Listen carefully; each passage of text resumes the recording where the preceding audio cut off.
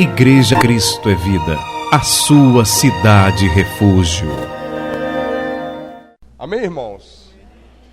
Vamos cantar um pedacinho de um hino, pastor Éricles. O amigo que eu encontrei me surpreendeu. Quando todos me deixaram, ele me acolheu e sarou minhas feridas, das algemas me livrou. Lhe falei do meu dilema e ele me escutou. Lhe falei do meu passado e ele perdoou. Isso teve um alto preço que ele já pagou lá na cruz, e mostrou as mãos feridas pelo amor de muitas vidas. E uma dessas muitas vidas era eu. Quem neste mundo amor tão grande pode ter, de entregar a própria vida sem temer? Quem já sentiu a dor de ser cravado em uma cruz, pagando pelos erros que não cometeu, e olhar nos olhos de quem tanto mal lhe fez, e sem ressentimento oferecer perdão? Quem pode ser melhor amigo que o Senhor, que pelo servo a própria vida renunciou? Quem pode ser melhor amigo que o Senhor, que pelo servo a própria vida renunciou? Canta, igreja. Lhe falei do meu passado e ele perdoou. Isso teve um alto preço que ele já pagou lá na cruz, e mostrou as mãos feridas pelo amor de muitas vidas. E uma dessas muitas vidas era eu. Quem neste mundo amor tão grande pode ter, de entregar a própria vida sem temer? Quem já sentiu a dor de ser cravado em uma cruz, pagando pelos erros que não cometeu, e olhar nos olhos de quem tanto mal lhe fez, e sem ressentimento oferecer perdão? Quem pode ser melhor amigo que o Senhor, que pelo servo a própria vida renunciou?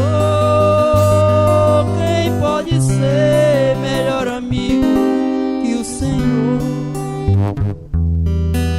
que pelo servo a própria vida renunciou?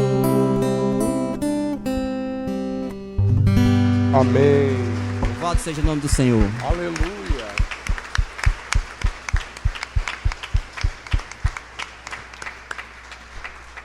Poxa, Orlando, parabéns, rapaz. Essa letra é tremenda, tremenda, tremenda. Como é que alguém pode dizer que crê em Deus?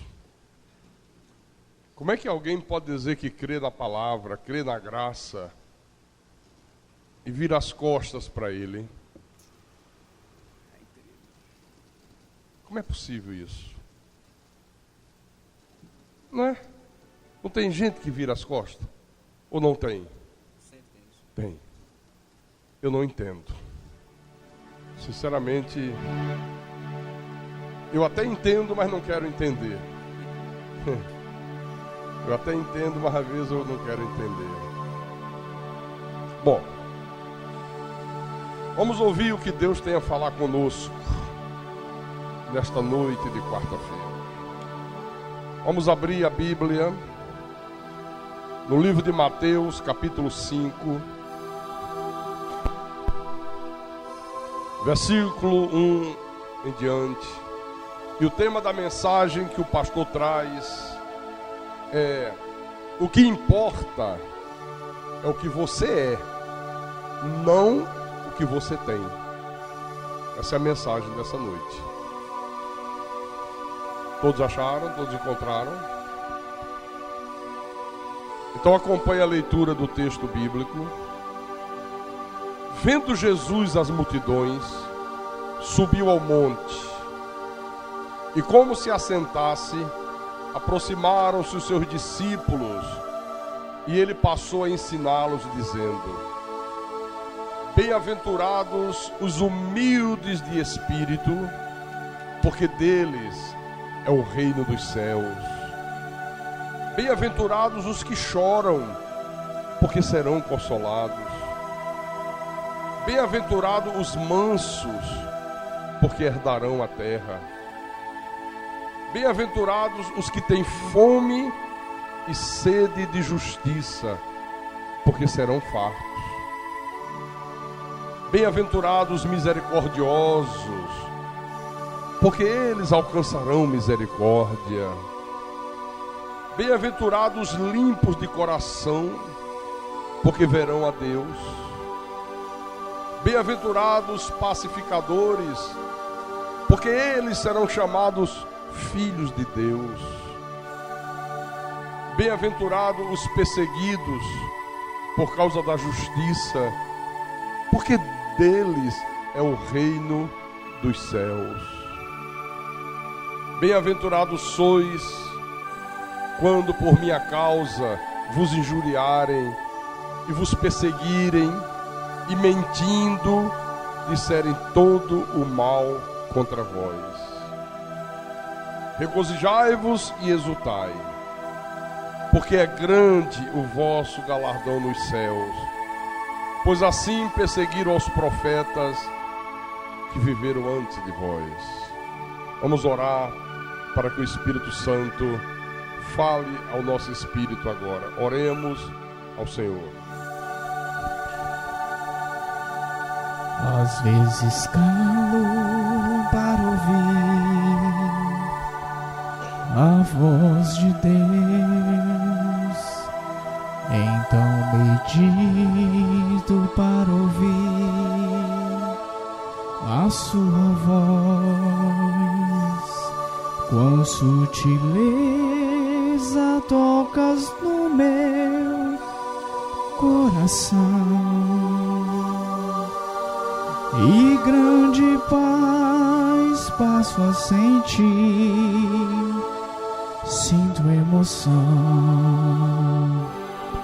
ouvir tua voz quando me exortas, se é preciso, ouvir tua voz quando me diz que sou contigo.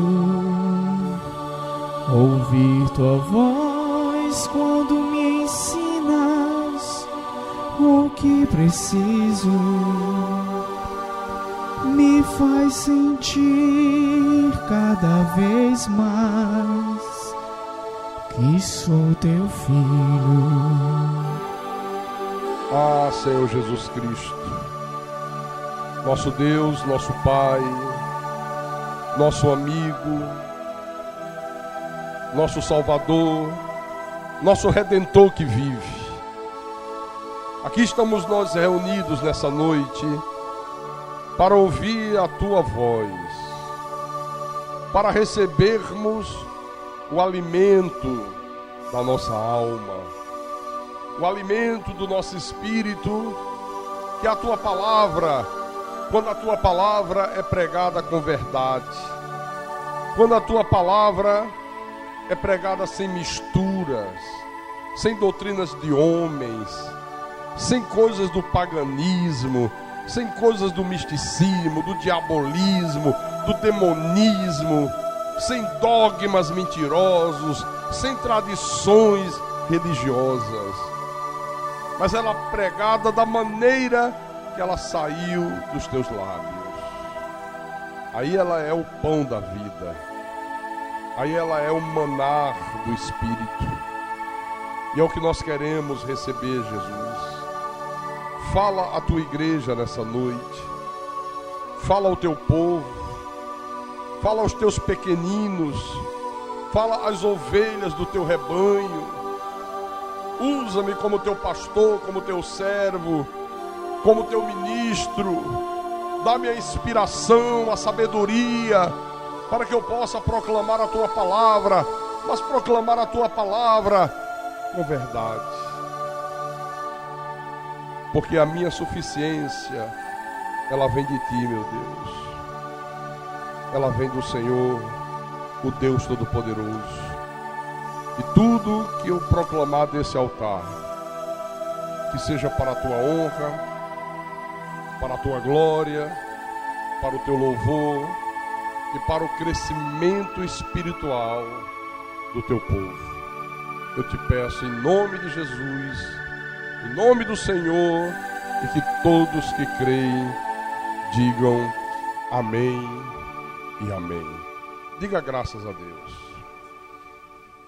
Meus irmãos amados, minhas irmãs em Cristo, olhe, a grande verdade da palavra de Deus, a grande verdade da Bíblia, das Escrituras Sagradas, é que o que importa para Deus é aquilo que nós somos e não aquilo que nós temos. Essa é uma verdade fundamental. Infelizmente, a igreja negligenciou essa verdade, a igreja negligenciou a importância do ser, e ao longo dos séculos, a igreja não tem feito outra coisa a não ser dar toda a ênfase, a não ser dar todo o valor ao ter. Inverteu tudo. Por isso, ter muitos membros é usado como prova de que Deus está abençoando aquele ministério. Olha, tem muitos membros, olha, tem muitas pessoas. Isso é a prova de que Deus está aprovando o trabalho. Ter muito dinheiro, ter muitos bens materiais, é usado como prova de que Deus está abençoando aquela pessoa. Isso é terrível. Outro dia, um pastor dizia no rádio assim: olha, nós que cremos no livre-arbítrio do homem, estamos com a razão. E a prova de que nós estamos com a razão é que nós temos muito mais membros, muito mais adeptos do que aqueles que não creem no livre-arbítrio. Então você já viu que está aí estabelecido na igreja a cultura do ter, quando a verdade de Deus é a cultura do ser. Tudo contrário a Deus, tudo contrário à verdade. Por isso, Jesus inicia esse sermão do monte com esta afirmativa tremenda, com essa afirmativa espetacular: bem-aventurados os humildes de espírito, porque deles é o reino dos céus. Quer dizer que, na visão de Deus, próspero não são os que têm, próspero são aqueles que são. Porque, você não tem humildade. Ninguém tem humildade, você é humilde. Você é humilde. Então, bem-aventurado é o humilde de espírito, bem-aventurado, próspero, feliz, bem-sucedido é o solidário, é o que chora o sofrimento do seu próximo. Bem-aventurado, Jesus disse, é aquele que é limpo de coração, é o pacificador, é o que tem fome e sede de justiça. Então, irmãos, todas essas bem-aventuranças aqui têm a ver com aquilo que você é, com o que você é. Ou então, elas são decorrências daquilo que você é. Basta você analisar isso aqui.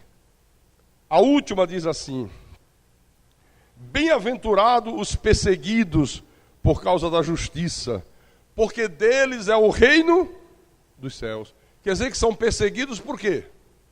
Porque são justos. Porque são justos. Irmãos, ao longo do tempo, o povo de Deus foi perdendo a noção do quanto é importante aquilo que você é para Deus, não aquilo que você tem. E quando se perde essa noção da importância do que eu sou, olha, irmãos, nós seremos qualquer coisa nessa terra, menos cristão. Qualquer coisa você pode ser, você só não é cristão. Nós vamos ter muitos templos, e você vê que os templos eles têm se multiplicado aí fora assustadoramente. Vamos ter muitos cultos, cultos e mais cultos, e eles estão aí sendo celebrados diariamente. Há lugares que celebram cultos de manhã, de tarde e de noite. Vamos ter doutrinas e mais doutrinas, e elas estão aí cada vez mais diversas, cada vez mais confusas, cada vez mais estranhas. Vamos ter grandes multidões, e elas vão ser cada vez maiores, e você vê que isso está acontecendo. Vamos ter o poder humano, vamos ter o poder político, vamos ter o poder do dinheiro. E isso tudo já está estabelecido hoje dentro da igreja. Mas o problema é que mesmo tendo tudo isso, nós não seremos nada neste mundo. Absolutamente nada. Pode ter o poder que quiser ter, o dinheiro que quiser ter, a fama que quiser ter, o número de templos que você puder ter, as multidões que você conseguir arrastar ter, mas na verdade você não será nada nesse mundo. Porque o que importa para Deus não é aquilo que você tem, é aquilo que você é.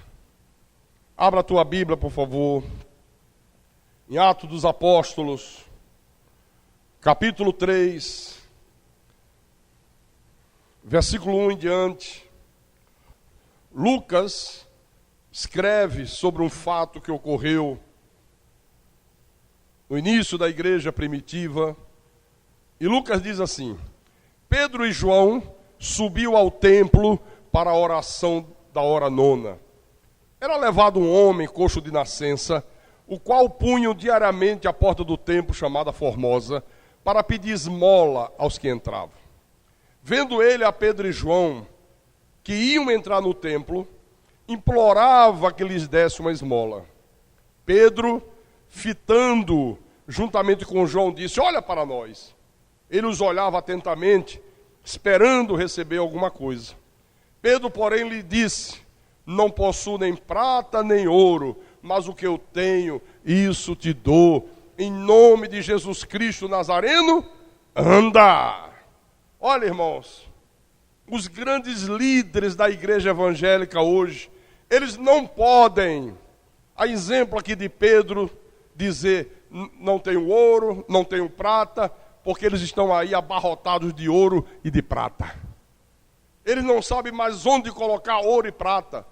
Mas também não pode dizer ao paralítico: levanta-te e anda. Não podem. Infelizmente, essa é a dura realidade da igreja moderna. A igreja, ela passou a dar tanta ênfase ao ter, que ela deixou de ser. Pastor, mas deixou de ser o quê? Deixou de ser espiritual, deixou de ser misericordiosa, deixou de ser perdoadora. A igreja deixou de chorar as dores do próximo, deixou de ser justa. Olha, a igreja deixou de ser tudo isso. Foi assim desde a época de Constantino, quando o imperador, um político astuto, um político sagaz, disse: sabe de uma coisa? Esse povo está crescendo muito. Ao invés de persegui-los, eu vou atraí-los para o meu lado. Eu vou atraí-los para o meu lado. Que aí a coisa fica melhor de levar. E a igreja se deixou atrair por César, se deixou atrair pelo poder secular.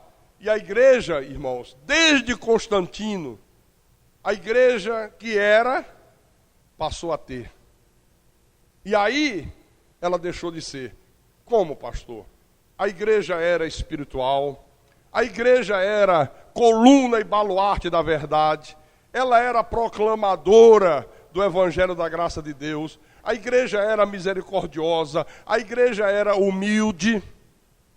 Deixou de ser tudo isso. Passou a ter poder humano, poder político, poder financeiro, passou a ter muitas riquezas, passou a ter as benesses do Estado, e aí ela deixou de ser tudo que ela era. Foi aí que começou a surgir todo o poderio papal, todo o sistema papal. Essa que é a verdade, essa que é a dura realidade.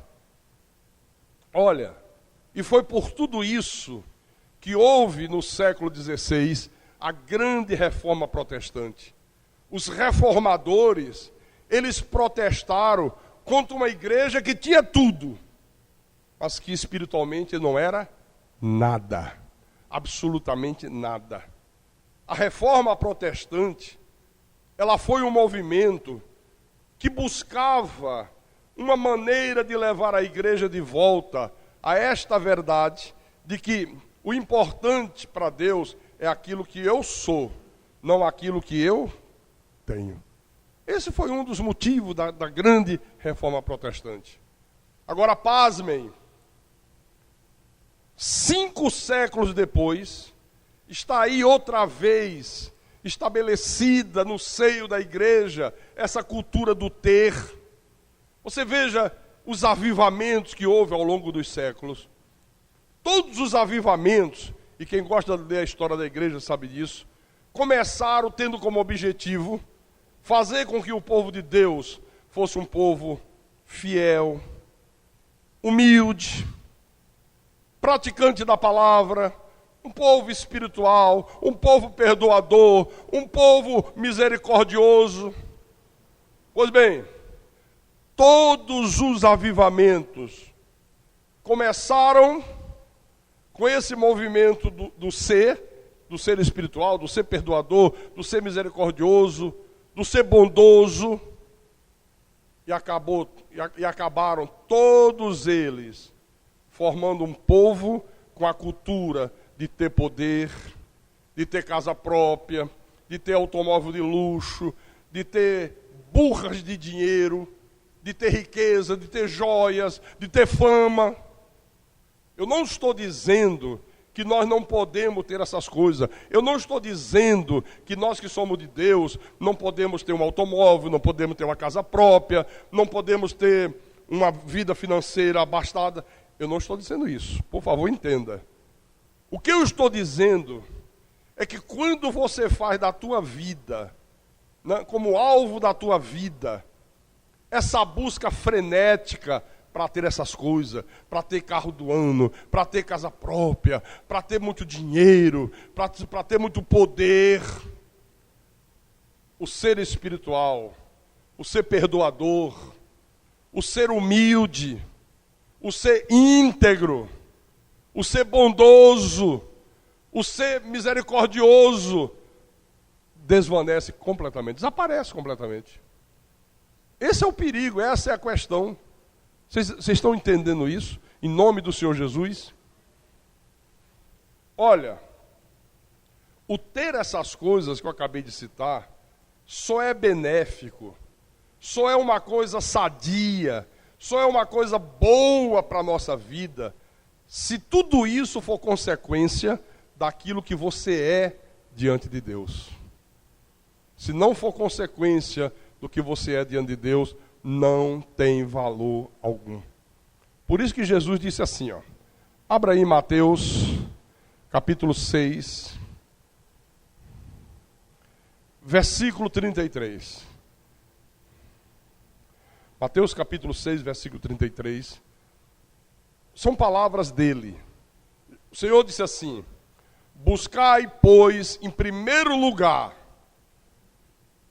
ser bem-sucedido, ter dinheiro, ter o teu bom automóvel, ter a tua casa própria, garantir o teu futuro. É isso que ele falou?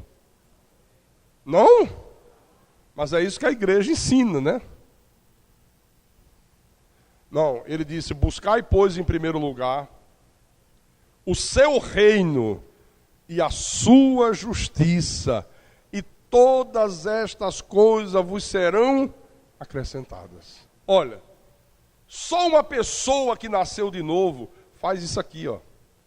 Se a pessoa não é nascida de novo, ela não consegue fazer isso aqui. Buscar em primeiro lugar o seu reino, a sua justiça, crendo que em fazendo assim, todas essas coisas, carro, automóvel, sei lá o que for que você precise, Deus vai acrescentar a tua vida em nome do Senhor Jesus. Amém, irmão? Quem não é nascido de novo não faz nunca, faz o contrário. Mas Paulo também disse isso. Na epístola que Paulo escreve à igreja de Tessalônica, Igreja de Tessalônica não, igreja dos Colossos. Os Colossenses. Colossenses, capítulo 3. Leia o versículo 1. O apóstolo diz assim: portanto, se fostes ressuscitados juntamente com Cristo, buscai as coisas lá do alto, onde Cristo vive, assentado à direita de Deus. Quer dizer, Paulo está dizendo aqui, está ensinando, que todas essas ambições que as pessoas têm pelas coisas terrenas, pelas coisas materiais, elas deviam ter essa mesma ambição, mas pelas coisas do alto, pelas coisas espirituais. Tem gente que é capaz de fazer qualquer esforço, qualquer sacrifício pelas coisas terrenas, mas não é capaz de fazer o mesmo esforço, o mesmo sacrifício pelas coisas espirituais. Aí no versículo 2 ele diz: pensai nas coisas lá do alto, não nas que são aqui da terra. Você vê, essas coisas lá do alto não são coisas que se tem. Não, o apóstolo Paulo está mandando que você as busque, porque são exatamente elas que vão fazer com que você seja aquilo que Deus quer que você seja. Você está compreendendo? Quando eu penso nas coisas lá do alto, quando eu busco as coisas lá do alto, essas coisas do alto é que vão fazer com que eu seja o que Deus quer que eu seja. Olha a importância disso aqui. No versículo 5 em diante, ele diz: fazeis, pois, morrer a vossa natureza terrena, prostituição, impureza, paixão lasciva, desejo maligno e a avareza, que é idolatria. Por estas coisas é que vem a ira de Deus sobre os filhos da desobediência. Ora, nessas mesmas coisas andastes vós também noutro tempo, quando vivias nela. Olha o que Paulo está dizendo aqui. Ele está dizendo, olha, mate qualquer coisa, mas mate mesmo, qualquer coisa que tenha a ver com a tua natureza terrena, com o teu passado sem Deus. Todos nós aqui tivemos um passado sem Deus. Todos nós aqui, quando nascemos, nós já nascemos nesse mundo como? Mortos em delitos e pecados, separados de Deus. Então ele está dizendo, olha, aquilo que fazia parte da tua vida, durante o tempo que você estava separado de Deus, que você vivia como inimigo de Deus, essas coisas, uma vez que você ressuscitou com Cristo, uma vez que Ele te fez nova criatura, uma vez que Ele transformou a tua vida, essas coisas não podem mais existir na tua vida, se você é de fato uma nova criatura. Amém, irmãos? Amém? Versículo 8. Vamos ler o 8 e o 9. Ele continua e diz: agora, porém, despojai-vos igualmente de tudo isto: ira, indignação, maldade, maledicência, linguagem obscena do vosso falar. Não mintais uns aos outros, uma vez que vos despistes do velho homem com os seus feitos. O que é isso aqui, hein? O que é se despojar? Se despojar é como você tirar uma roupa suja. Você colocou uma roupa, sujou, poeira, suor, uma porção de coisa. Aí você tira, você se despoja, tira aquela roupa suja e veste uma roupa nova. Ele está dizendo, se despojem de tudo isso. Tira tudo isso da tua vida. Uma pessoa nascida de novo não pode ser uma pessoa irada. Não pode ser uma pessoa maldosa, cheia de maldade. Não pode ser uma pessoa maledicente. Fala da vida de um, fala da vida de outro. E faz fofoca para aqui, e faz fofoca para acolá. Não pode ter uma linguagem obscena. Piadas indecentes, piadas imorais. Tem gente que de cada 10 palavras, 11 é palavrão. 11 é palavrão. Ele diz, olha, se despoje disso. Isso era no teu passado. Isso era a roupa suja que você usava. Tira essa roupa suja. Veste uma roupa nova. Não mintais uns aos outros, uma vez que vocês se despiram do velho homem, com tudo que pertencia a ele. Ainda domingo, eu dizia para um pastor, olha,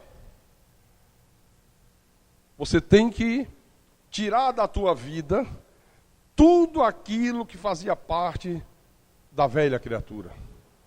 E quem faz essas coisas somos nós, não é o Espírito Santo, não. Porque tem gente que joga tudo nas costas de Deus. Não, eu ainda sou assim, porque Deus ainda não me transformou. E eu disse isso, que o pastor disse assim para mim. Um probleminha que estava tendo lá dele com uma diaconisa, e eu repreendi, ele teve uma atitude errada com a diaconisa. Eu digo, olha, você errou. Essa não é a maneira de proceder. Essa não é uma postura de um pastor. Essa não é uma postura de uma pessoa nascida de novo. Não, pastor, mas é que Deus não me mudou ainda nessa área. Eu digo, então você tem que se mudar, não é Deus, não. Eu digo, olha, quando veio a revelação da graça de Deus, eu era 10 vezes pior do que você. Eu era bruto, eu era estúpido. Tudo eu queria resolver na força bruta. Mas à medida que Deus foi iluminando os meus olhos, à medida que Deus foi me mostrando que o cristão, ele tem que manifestar ao mundo o caráter de Deus, eu mesmo fui me despojando disso tudo. Eu digo, pera lá, eu não posso mais ser um homem irado, sem controle. Eu não posso mais ser um homem maldoso. Eu não posso mais ter linguagem obscena. Não posso mesmo. E eu me despojei de tudo isso. Irmãos, isso aí é como educação, como higiene.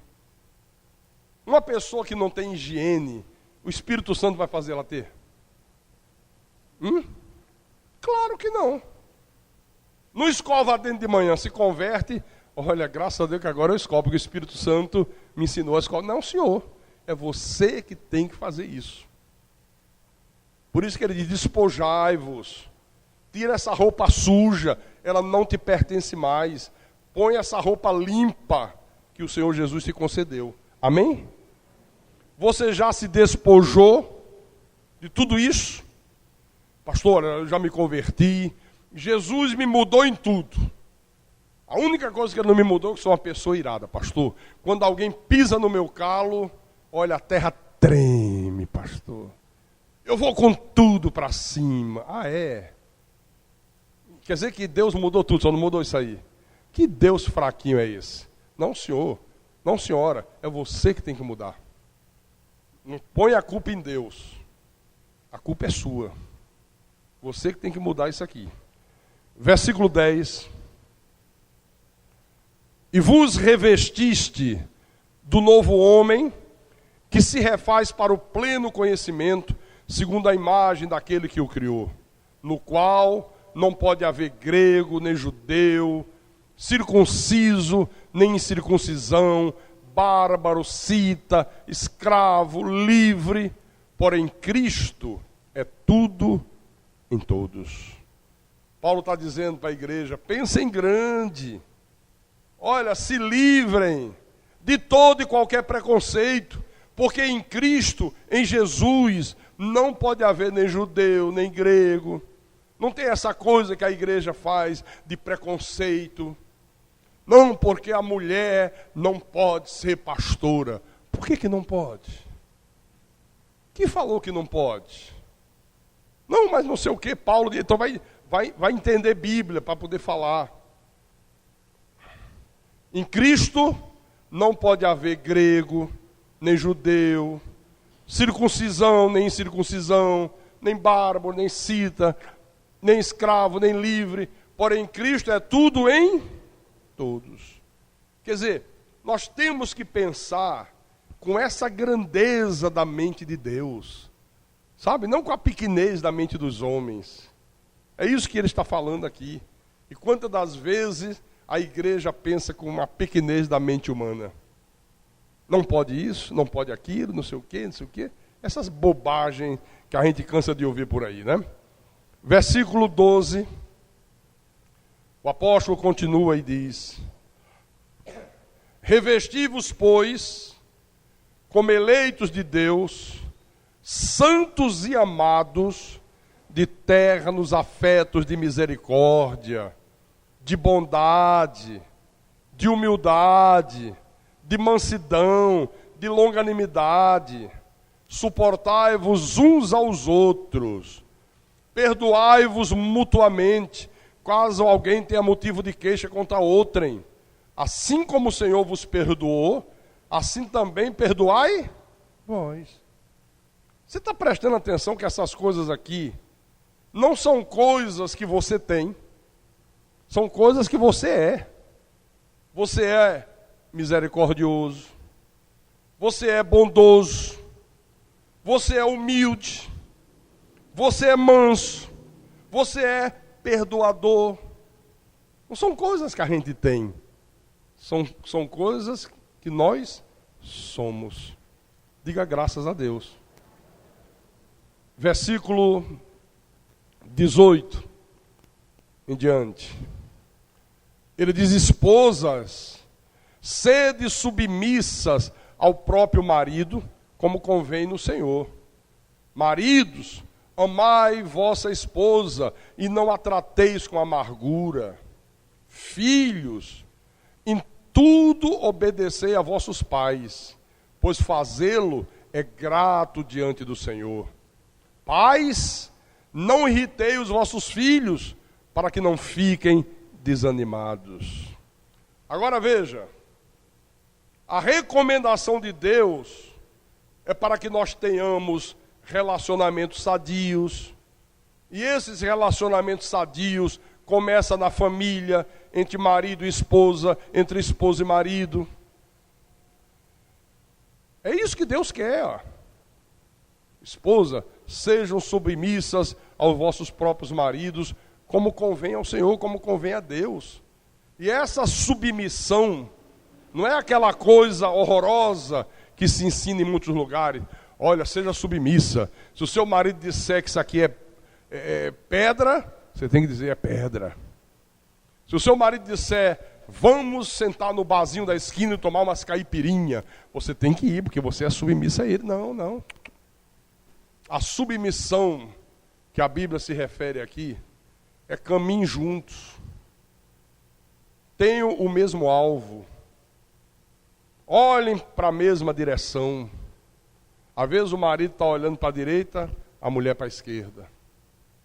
Às vezes o marido quer andar naquela direção, mostra que é o melhor, mostra que é o que vai trazer benefício para a família inteira, e a mulher ranheta, sabe? Enfrenta o marido, não, mas eu quero ir para o outro lado lá. Então submissão é isso aqui. Maridos, amai vossa esposa e não a trateis com amargura. O marido tem que amar a esposa, como Cristo amou a igreja. Tem maridos que tratam a esposa com amargura. Pastor, como é tratar a esposa com amargura? É tratar a esposa com desdém. É não dar o valor que a esposa tem. Olha, maridos da igreja, essa mulher, que é a tua esposa que está do teu lado, foi a mulher que Deus escolheu para você. Ela não é qualquer uma. Ela não é uma empregada de luxo. Porque tem maridos que são tão canalhas, que a visão que eles têm é que mulher, esposa, é empregada de luxo. Olha, o cara tem um automóvel dele, dirige, aí a mulher diz, poxa, você não acharia bom eu tirar minha carteira de motorista? Às vezes você sai para o teu trabalho, fica na tua empresa de 8 da manhã às 6 da tarde, às vezes tem que ir no mercantil, fazer umas compras. Se eu dirigisse, eu te deixava lá, pegava o carro e ia fazer as compras, de tardinha te pegar. Aí o cara olha assim, teu negócio é dirigir fogão, mulher, que negócio de carro. A pobre da mulher diz, daria para você me dar aí um dinheirinho, porque amanhã é sábado, eu quero ir ali no salão fazer as unhas, dar um trato nas unhas. Trato nas unhas? Quanto é que é? R$15, baratinho. Por que você não rói? Para que tem dente? Manda roer, meu irmão. Amai vossa esposa. Olha, você é um abençoado, ela também é. Ah, eu sou um eleito de Deus, tua mulher também é. Eu sou mais do que vencedor, a tua mulher também é mais do que vencedora.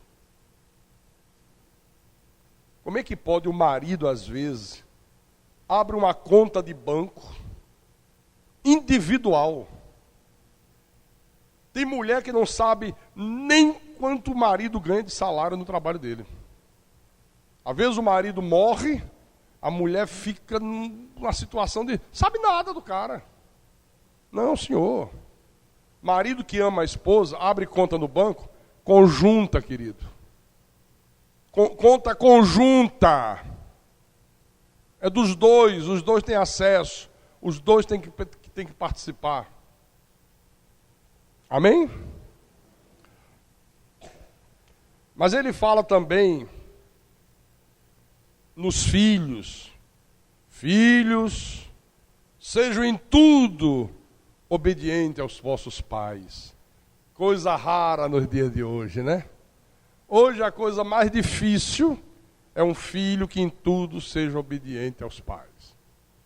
E eu não estou falando os filhos incrédulos lá de fora, não. Eu estou falando aqueles que estão dentro das igrejas.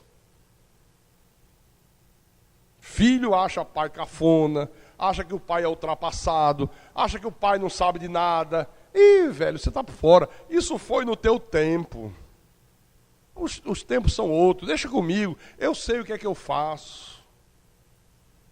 Também, a maneira com que a igreja tem tratado os jovens não é para menos.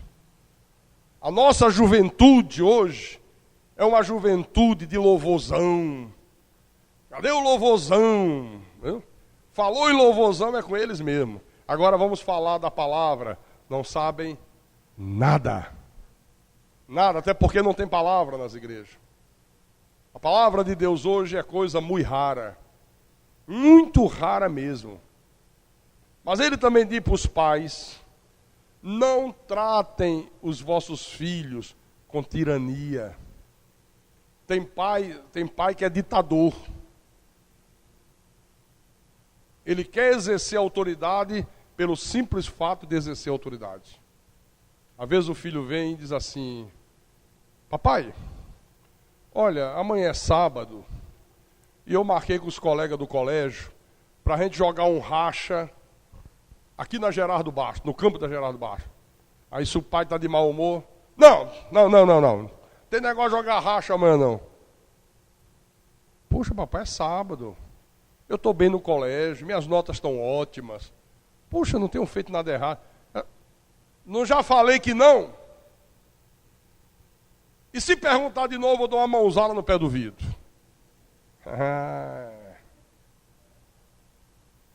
Isso não é pai. Isso é um tirano. Isso é um déspota. Sabe? Quer usar autoridade pelo simples fato de usar autoridade. Aí depois, o filho cresce, alcança 18 anos, aí ó, perna para que te quero. Aí diz: agora a vida é minha, rapaz. Agora eu vou para o mundo. Só que o filho chega aos 18 e ele chega aos 70. Aí de repente, diz assim: poxa, filho não liga para mim, filho não telefona para mim, meus filhos passam o ano inteiro, não ligo nem para dar um bom dia, me deixo aqui abandonado. Não é um velho abandonado, é um velho vingado. É um velho vingado. Quando era para dar amor, não deu amor. Quando era para dar carinho, não deu carinho. Quando era para dar atenção, não deu atenção. Então cuidado com isso aqui, ó. Muito cuidado com isso aqui, viu? Como é que você tem sido filhos em relação aos seus pais? E você, papai, mamãe, como é que você tem sido em relação aos teus filhos? Pense nisso aqui. Versículo 22. Servos, obedecei em tudo ao vosso Senhor, segundo a carne. Como é que é, Jesus? Obedecei em tudo ao vosso Senhor segundo a carne.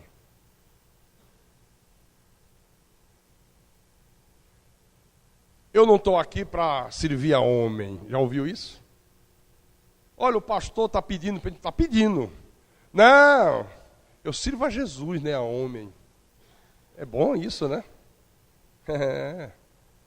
Servos, obedecei em tudo ao vosso Senhor, segundo a carne, não servindo apenas sob vigilância, visando tão somente agradar homens, mas em singeleza de coração, temendo ao Senhor.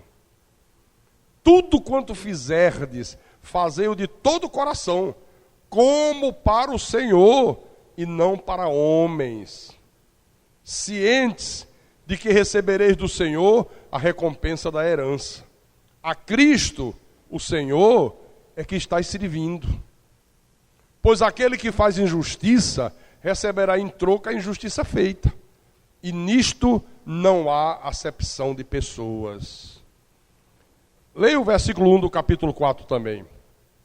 Senhores, tratai os servos com justiça e com equidade, certo de que também vós tendes Senhor nos céus.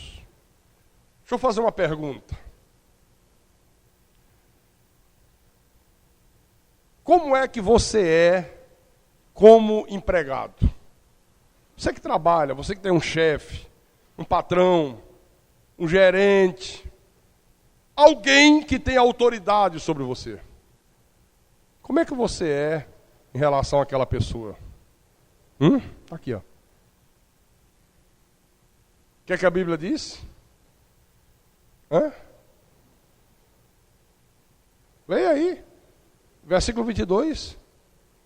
Obedecei em tudo ao vosso Senhor segundo a carne. Não apenas sob vigilância. Pastor chegou. Pastor chegou. Pastor não está na igreja. Não vou à igreja hoje não. Não é o pastor Carlos? O que eu vou fazer lá quarta-feira à noite? Mas semana que vem o pastor chega. Quarta-feira eu estou lá para ele me ver. Quando ele subir com aquele olhão dele, aquele olhar, ele vai logo me ver lá, espiritual, não falta culto. Ô, garoto bom de bola. Terrível, né? Está fazendo isso só para agradar o pastor. Só para agradar o... O Espírito Santo está dizendo, não. Faça tudo isso por temor a Deus. Porque você é temente a Deus. Tudo que você fizer, faça de todo o coração, como para o Senhor e não para homens. Que dificuldade na igreja é quando você coloca alguém responsável por alguma coisa. Responsável por pessoas. O irmão fica responsável pelos diáconos. Olha, pense numa guerra.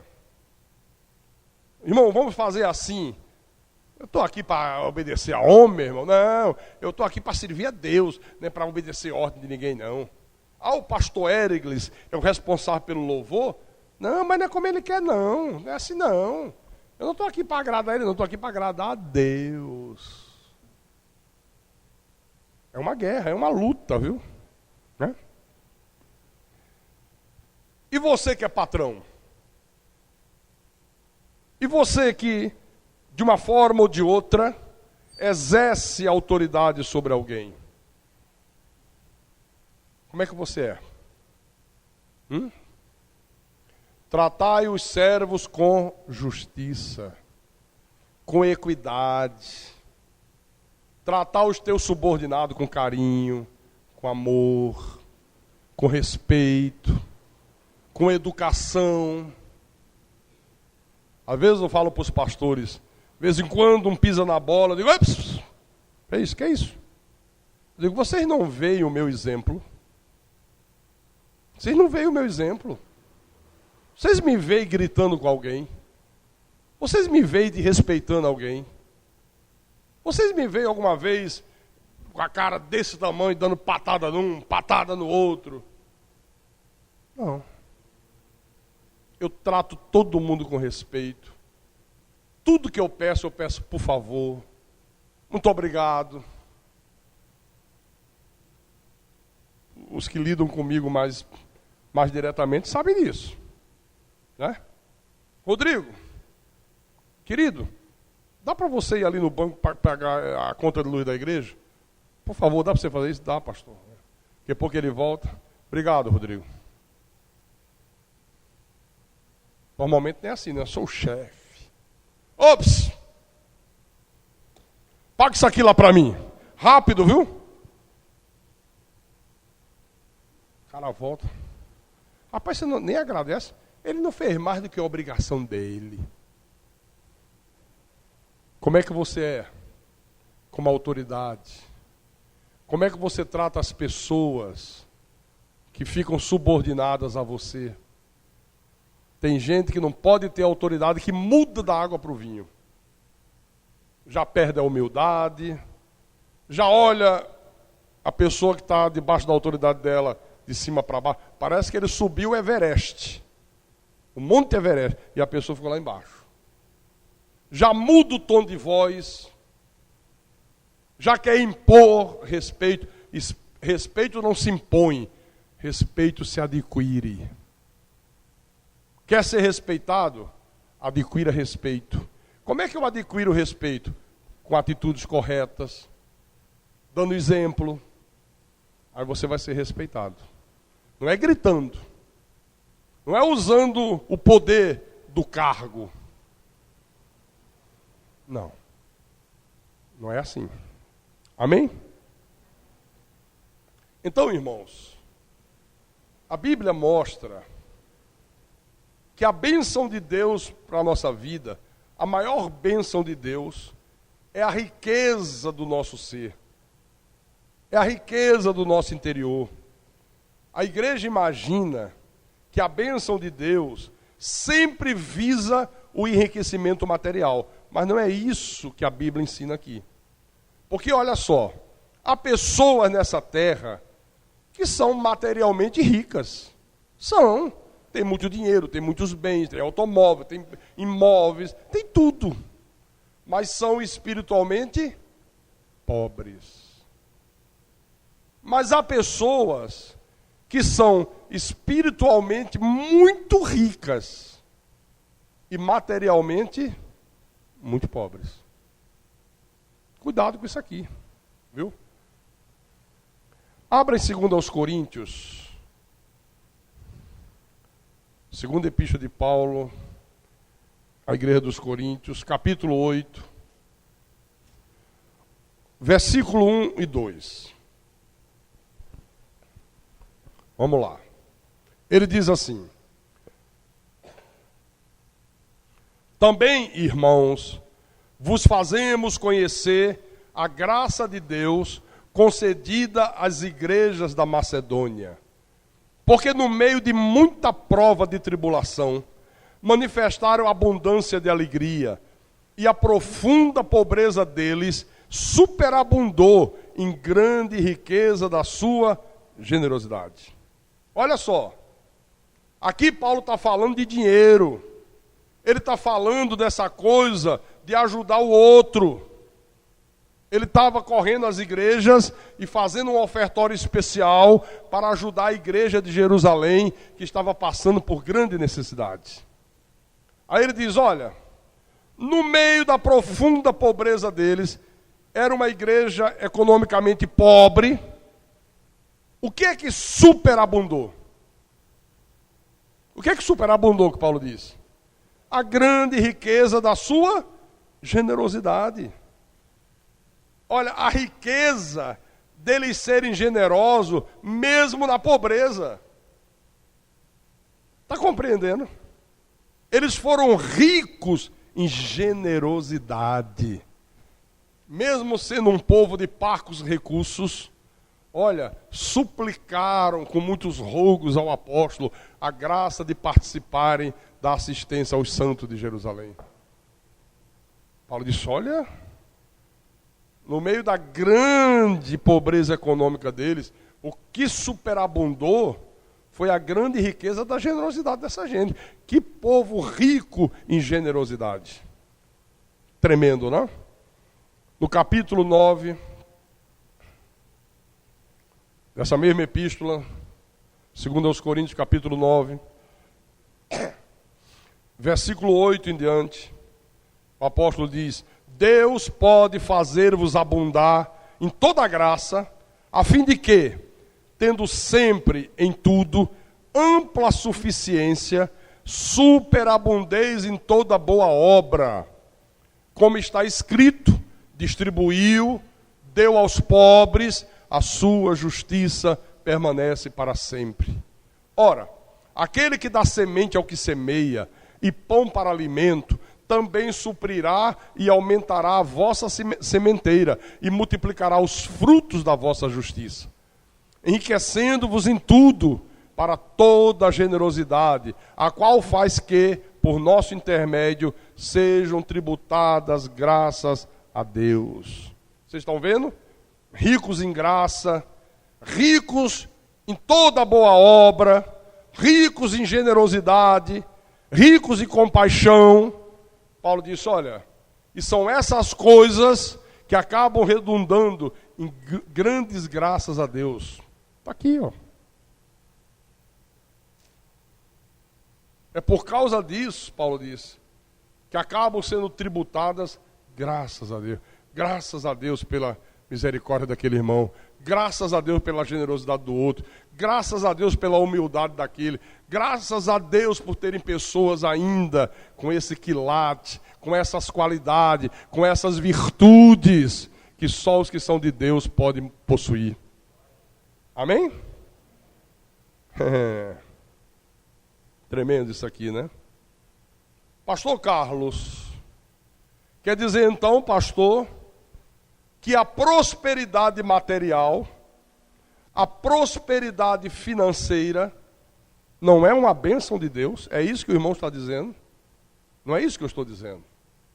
Olha, irmãos, a prosperidade material, a prosperidade financeira, só pode ser vista como uma bênção de Deus quando ela se enquadra em algumas regras. Senão não pode ser vista como bênção. Mas não pode mesmo. Quais são essas regras, pastor? Vou te mostrar. Para você aprender e nunca mais esquecer. 1 Timóteo, capítulo 6. 1 Timóteo, capítulo 6. Vamos ler do versículo 9 em diante. Então o apóstolo, inspirado pelo Espírito, diz: ora, os que querem ficar ricos caem em tentação e cilada, e em muitas concupiscências insensatas e perniciosas, as quais afogam os homens na ruína e perdição. Quer dizer que essa turma aí que anda nas correntes, atrás de riqueza, atrás de casa própria, atrás de ter muito dinheiro, olha, dá pena, viu? Porque eu creio nisso aqui. Eu creio no que Deus está dizendo. Caem em tentação e cilada, em muitas concupiscências insensatas e perniciosas, vão se afogar na ruína e perdição. Como eu já vi isso acontecer, viu? Como eu já vi gente naufragar, destruir família, destruir casamento, destruir a própria vida, por causa disso aqui, ó. Versículo 10. Porque o amor do dinheiro é raiz de todos os males. E alguns nessa cobiça se desviaram da fé, se desviaram da verdade, e a si mesmos se atormentaram com muitas dores. Tu, porém, ó homem de Deus, foge destas coisas. Antes, segue a justiça, a piedade, a fé, o amor, a constância, a mansidão. Então, a prosperidade material, a prosperidade financeira, só pode ser vista como sendo uma bênção de Deus quando ela não é buscada, quando ela não é desejada. Por exemplo, Eu não desejo ser rico, mas não desejo mesmo. Eu sou absolutamente satisfeito com o que Deus tem me dado até hoje. Tranquilo, não quero. Não busco, não desejo. Viu? Pastor, o senhor não gostaria de ter uma Mercedes 300 que custa $500 mil? Não, não gostaria. Até porque o cara que tem um automóvel desse não tem mais sossego na vida, né? Se andar na rua com um bem que custa $500 mil, imagine. A gente pega um que custa 30, para ali, já fica preocupado com 30 e $500 mil. Não queria, não gostaria não. Mas se de repente Deus quiser que eu tenha, Deus vai fazer eu ter. Sem eu querer, sem eu desejar. E aí aquilo vai vir para trazer felicidade para mim. Agora os que querem, os que buscam, caem em tentação e cilada, e em muitas concupiscências insensatas e perniciosas. Quer dizer, a pessoa, ela acaba buscando a sua própria ruína, porque o amor do dinheiro é raiz de todos os males. Para alcançar aquilo, para conquistar aquilo, ela vai ser capaz de fazer qualquer coisa. Ela não vai ter limites. Se tiver que se prostituir, se prostitui. Se tiver que traficar drogas, trafica drogas. Não, mas eu vou conseguir. Sabe, se tiver que matar, ela mata. Se tiver que mentir, ela mente. É isso que ele está dizendo aqui. Né? O que é que ele diz aqui no versículo 11? Tu, porém, homem de Deus, foge dessas coisas. Foge desse desejo de ser rico. Foge dessa coisa de querer obter bens materiais. Foge disso. Antes, busque a riqueza espiritual, que é o que vai se manifestar no teu interior, que é o que vai se manifestar dentro de você. Eu gostaria de ver esses pilantras que enganam o povo com a teologia da prosperidade, pregando isso aqui. Sabe quando eles vão pregar sobre isso? No dia que a galinha cria dentes. No dia que o elefante voar, aí eles vão pregar sobre isso. Aí eu gostaria de mas não pregam mesmo. Versículo 17. Paulo diz: exorta aos ricos do presente século que não sejam orgulhosos, nem deposite a sua esperança na instabilidade da riqueza, mas em Deus, que tudo nos proporciona ricamente para o nosso aprazimento. Você está vendo? A prosperidade financeira só é uma bênção de Deus se ela não anular a bem-aventurança da humildade de espírito.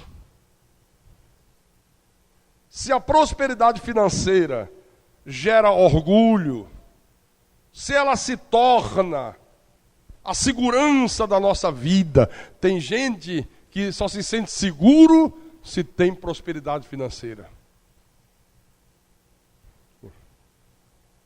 Então não veio de Deus, querido. Não veio de Deus, mas não veio mesmo. Então, irmãos, quando um filho de Deus perde a sua ênfase no ser e passa a concentrar toda a sua ênfase no ter, olha, ele envereda pelo caminho da hipocrisia, ele vai enveredar pelo caminho da corrupção ética da fé, do desprezo pelo pobre, da obsessão pelo poder, e no final vai ter uma frustração violenta. Pode escrever que é dessa maneira aqui. Quando a pessoa começa a concentrar tudo nessa coisa de ter, primeira coisa, Jesus já não será mais o modelo supremo da sua vida. Não será mesmo. Ela vai começar a buscar outros modelos. Olha, se você abraçar essa coisa diabólica, essa coisa demoníaca, de que tem que ter, tem que ter, tem que ter, esqueça Jesus como modelo. Esqueça, esqueça, esqueça. Você pode escolher Abraão como modelo. Você pode escolher Salomão como modelo. Você pode escolher Jó como modelo. Você pode escolher qualquer homem de Deus que tenha sido bem sucedido financeiramente no passado. Pode.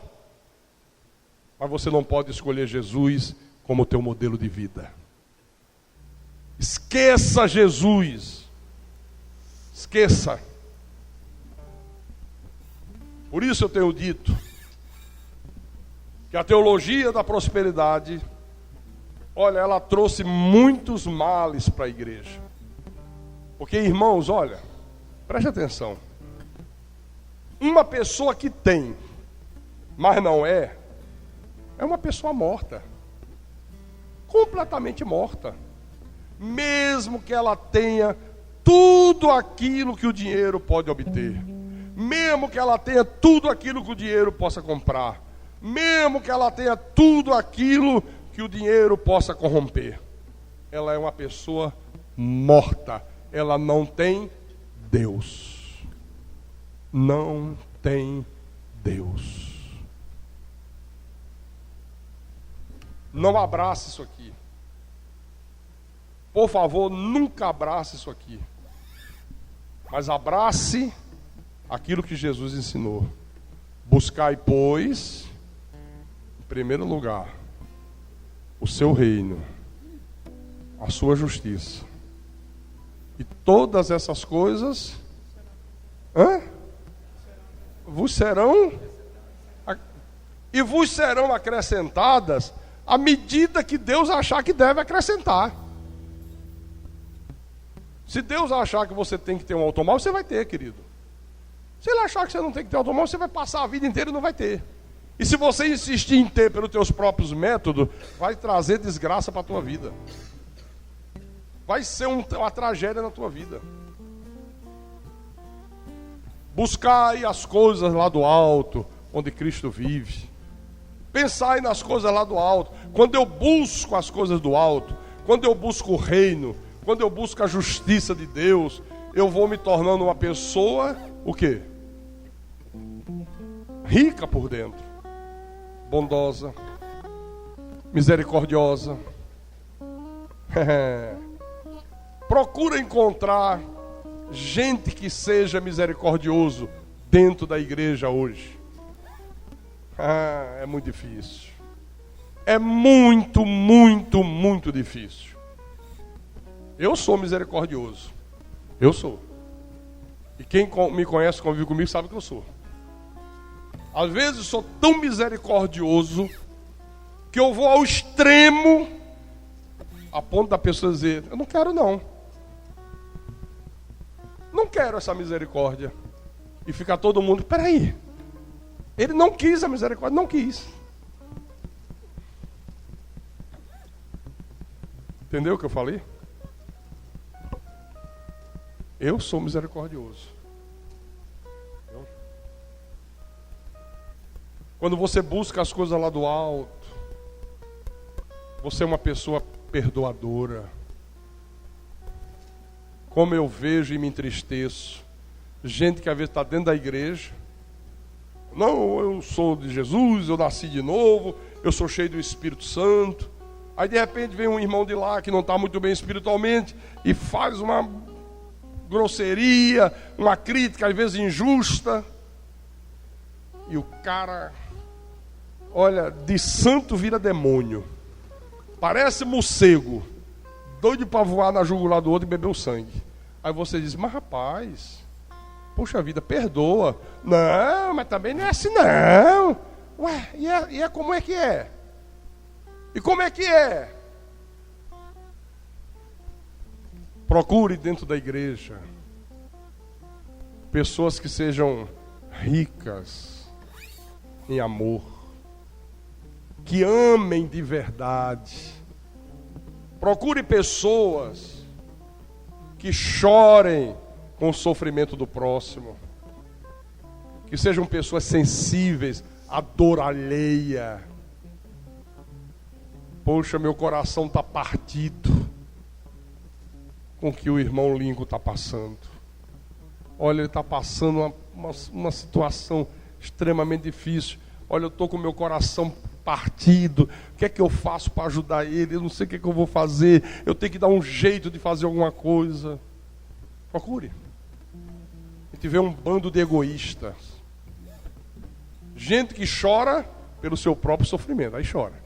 Pelo dos outros, tá nem aí. Tá nem aí, queridos. O que reina é uma grande hipocrisia. O que reina é uma grande mentira. Não, mas eu tenho muito dinheiro, Deus está me abençoando. Não. A igreja que eu pastoreio tem muitos membros. Isso é a prova de que Deus está abençoando o meu ministério. Ah, é? É mesmo? Não.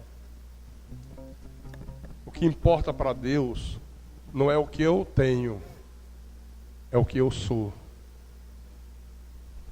De que adianta eu ter muito conhecimento da Bíblia se eu for um cafajeste? Que adianta? Chego aqui, prego, poxa, pastor Carlos, rapaz, cara não é mole não, o cara tem muito conhecimento, sim. E daí? Tem muita gente que tem mais do que eu. Muito mais. Para Deus não importa. O que importa para Deus é o que eu sou. Que adianta você ter muito conhecimento? Pastor, já fiz 10 seminários aqui na igreja. Olha, eu dou aula aí fora. Eu boto a turma no bolso, pastor. Quando eu encontro com os irmãos da lei, eu deito e rolo. Ah, é? Tem muito conhecimento? Deus não está preocupado com o que você tem. Deus está preocupado com o que você é. Mas você é um bom marido? Você é uma boa esposa? Você é espiritual? Você é honesto? Você é bondoso? Você é íntegro? Às vezes tem conhecimento pra caramba e não é nada disso. Não vale um vintém furado. Para Deus o que importa não é o que nós temos, é aquilo que nós somos. Diga graças a Deus, irmão.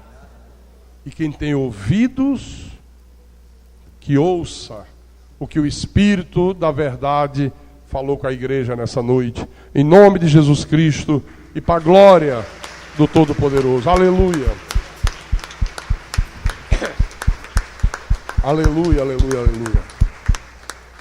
Vamos ficar de pé, fique de pé. Em nome de Jesus.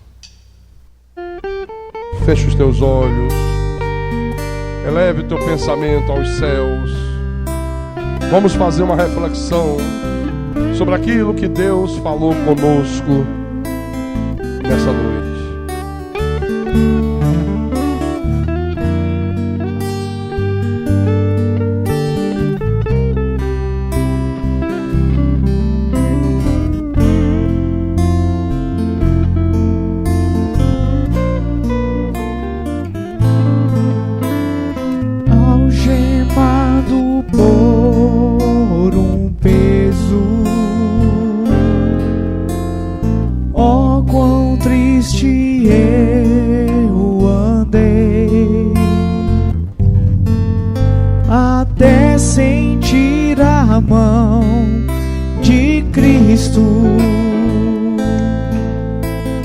Não fui mais o mesmo, eu sei. Tocou-me Jesus Jesus tocou-me. De paz Ele encheu meu coração.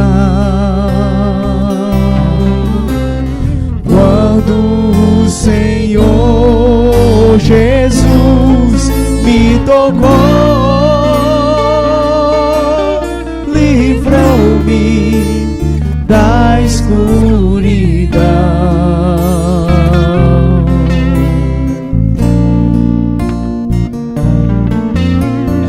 Desde que aceitou-me, ó Cristo, e senti seu terno amor, achei em ti a paz e vida, pra sempre cantarei do seu amor.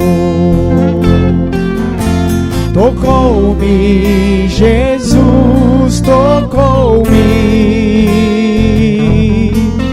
de paz Ele encheu meu coração.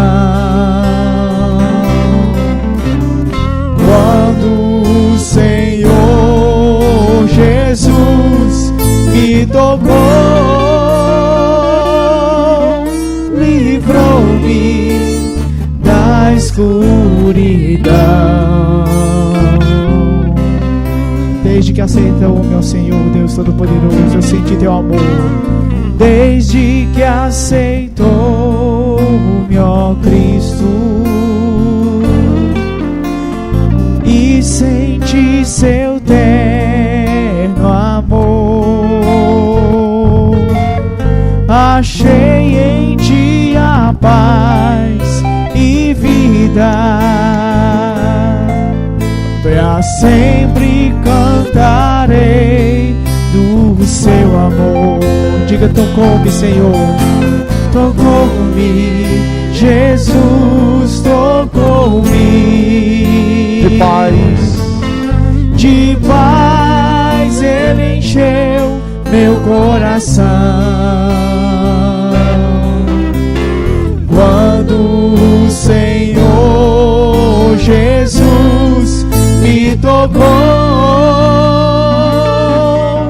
livrou-me da escuridão.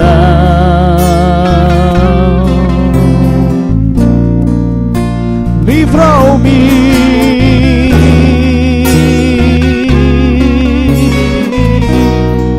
livrou-me da escuridão, Senhor.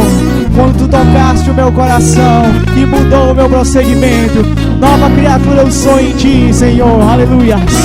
Tocou-me, Jesus tocou-me, de paz Ele encheu meu coração. Quando o Senhor Jesus me tocou, livrou-me da escuridão. Livrou-me da escuridão, é verdade. e me tornou nova criatura. Oh, Aleluia. Espírito Santo.